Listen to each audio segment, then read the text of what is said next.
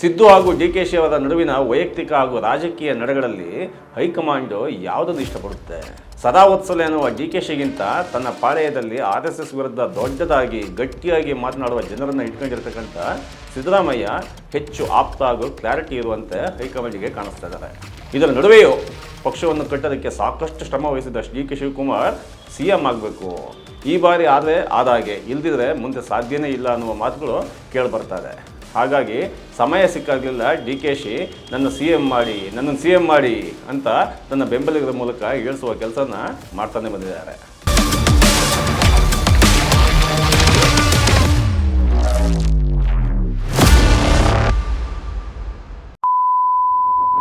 ಸ್ನೇಹಿತರೆ ನಮಸ್ತೆ, ಜನಿಗಿರಿ ಯೂಟ್ಯೂಬ್ ಚಾನಲ್ಗೆ ನಿಮಗೆಲ್ಲ ಸ್ವಾಗತ. ನಾನು ಚಲಂ ಹಾಡ್ಲಾಡಿ. ಬಿಹಾರದ ನಾಳಿನ ರಿಸಲ್ಟ್ಗೆ ಸಿದ್ದರಾಮಯ್ಯ ಔಟ್ ಆಗ್ತಾರ? ಡಿಕೆಶಿಯ ಪೂಜಾ ಫಲ ಫಲಿಸುತ್ತಾ?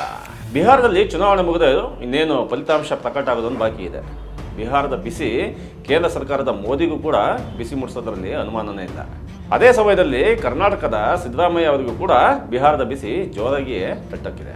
ಬಿಹಾರದ ಎಲೆಕ್ಷನ್ ಅಷ್ಟರ ಮಟ್ಟಿಗೆ ಇಡೀ ದೇಶದ ಹಾಗೂ ನಮ್ಮ ರಾಜ್ಯದ ದಿಕ್ಕನ್ನೇ ಬದಲಿಸುವ ಚುನಾವಣೆಯಾಗಿರೋದಂತೂ ಸತ್ಯ. ಸಿದ್ದು ಡಿಕೆಶಿ ಫೈಟು ಇಂದು ನಿನ್ನೆದಲ್ಲ, ಕಳೆದ 2 ವರ್ಷಗಳಿಂದಲೂ ತಿಕ್ಕಾಟ ನಡ್ಕೊಂಡೇ ಬಂದಿದೆ. ಅಹಿಂದ ಮೂಲಕ ಸಿದ್ದರಾಮಯ್ಯ ಬಗ್ಗೆ ಬಿಜೆಪಿ ವಲಯದಲ್ಲಿ ತೀವ್ರವಾದ ಟೀಕೆಗಳಿದ್ದಾವೆ. ಸಿದ್ದರಾಮಯ್ಯ ಅಂದರೆ ಉರಿ ಬೀಳುವ ಬಿಜೆಪಿಯವರು ಸಿದ್ದರಾಮಯ್ಯ ಅವರನ್ನು ಸಿದ್ದರಾಮುಲ್ಲಾ ಖಾನ್ ಅಂತಲೇ ಕರೀತಾರೆ. ಬಹುತೇಕ ಹಿಂದೂ ತೀವ್ರವಾದಿಗಳು ಕೂಡ ಸಿದ್ದರಾಮಯ್ಯ ಅಂದರೆ ಕಂಡಾಬಟ್ಟೆ ಸಿಟ್ಟು. ಅದಕ್ಕೆ ಅಹಿಂದ ಎಂಬ ಕಾನ್ಸೆಪ್ಟ್ ಕೊಟ್ಟ ಹೊರತವೇ ಕಾರಣ. ಅದೇ ಸಮಸ್ಯೆ ಅದೇ ಕಾಂಗ್ರೆಸ್ನ DK ಶಿವಕುಮಾರ್ಗೆ ಇಲ್ಲ. DK ಶಿವಕುಮಾರ್ ಸದಾ ವತ್ಸಲೆ ಅಂತ ಸದನದಲ್ಲೇ RSS ಗೀತೆ ಹಾಡಿ ತೀವ್ರ ಹಿಂದೂವಾದಿಗಳ ಕಣ್ಮಣಿಯಾಗಿದ್ದಾರೆ. ಅದಷ್ಟಕ್ಕೆ ನಿಲ್ಲದೆ ಹಿಂದುತ್ವ ಪ್ರತಿಪಾದನೆಯನ್ನು ಬಿಜೆಪಿಯ ನಾಯಕರುಗಳಿಗಿಂತ ಹೆಚ್ಚು ಪ್ರಭಾವಶಾಲಿಯಾಗಿ ಮಾಡ್ತಾ ಬಂದಿದ್ದಾರೆ. ಇದು ಡಿಕೆಶಿ ಅವರ ಅಸಮಾಧಾನವನ್ನು ಎತ್ತಿ ತೋರಿಸುತ್ತೆ. ನಾನು ಪಕ್ಷದ ಶಿಸ್ತಿನ ಸಿಪಾಯಿ ಅಂತ ಕರೆದುಕೊಳ್ಳೋ DK ಶಿವಕುಮಾರ್ ಕಾಂಗ್ರೆಸ್ ಒಡನಾಟ ಮಾಡ್ಕೊಂಡು ಬರ್ತಿರ್ತಕ್ಕಂಥ ತೀವ್ರ ಹಿಂದೂವಾದಿಗಳ ಸಾಲಿನಲ್ಲಿ ನಿಂತಿದ್ದಾರೆ. ಇದು ಯಾವ ಪರಿಯ ಶಿಸ್ತು ಅಂತ ಖುದ್ದು ಅವರ ಬೆಂಬಲಿಗರ ಕೇಳೋತರ ಆಗೋಗಿದೆ. ಸಿದ್ದು ಹಾಗೂ ಡಿಕೆಶಿ ಅವರ ನಡುವಿನ ವೈಯಕ್ತಿಕ ಹಾಗೂ ರಾಜಕೀಯ ನಡೆಗಳಲ್ಲಿ ಹೈಕಮಾಂಡ್ ಯಾವುದನ್ನು ಇಷ್ಟಪಡುತ್ತೆ?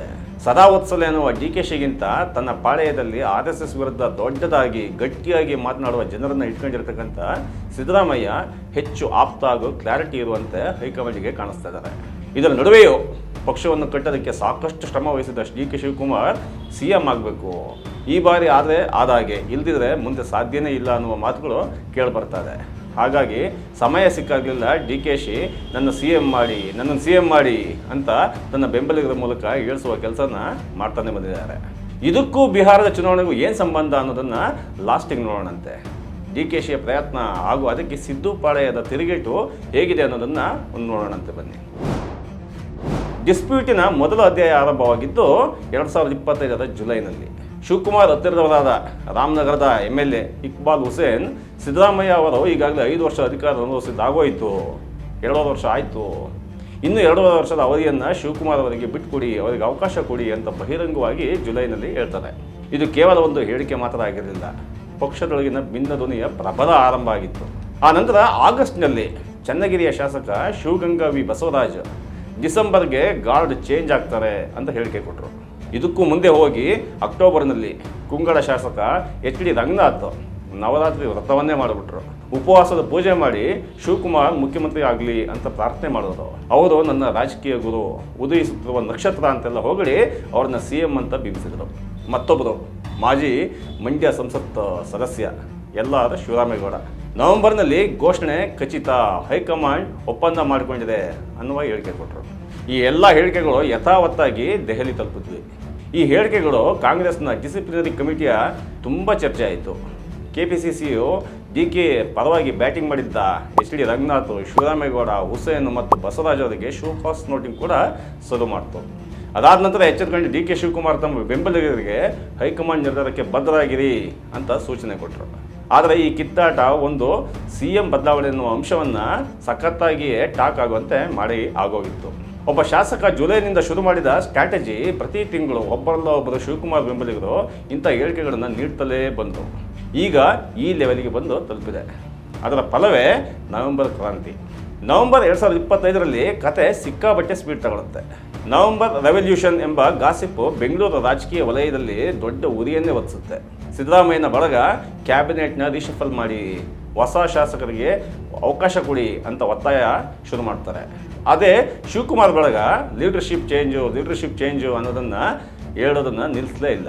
ಇದೇ ಸಮಯದಲ್ಲಿ ಉತ್ತರ ಭಾರತದ ಬಿಹಾರದಲ್ಲಿ ಇಡೀ ದೇಶದ ರಾಜಕೀಯ ಭವಿಷ್ಯವೇ ತಿರುಗು ಮುರುಗು ಮಾಡುವಂತಹ ಗುರುತರವಾದಂಥ ಒಂದು ಚುನಾವಣೆ ನಡೆದಿದೆ.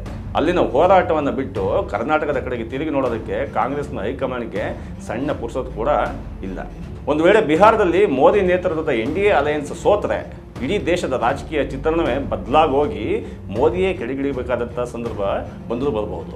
ಪರಿಸ್ಥಿತಿ ಹೀಗಿರುವಾಗ ಏನೇನೂ ಸಮಸ್ಯೆ ಇಲ್ಲದ 132 ಸೀಟ್ಗಳ ಪೂರ್ಣ ಬಹುಮತ ಹೊಂದಿರತಕ್ಕಂಥ ಕರ್ನಾಟಕದ ಸರ್ಕಾರದ ಈ ಕಿತ್ತಾಟವನ್ನು ನೋಡೋಕ್ಕೆ ಹೈಕಮಾಂಡಿಗೆ ಸಮಯ ಇರಲಿದೆ.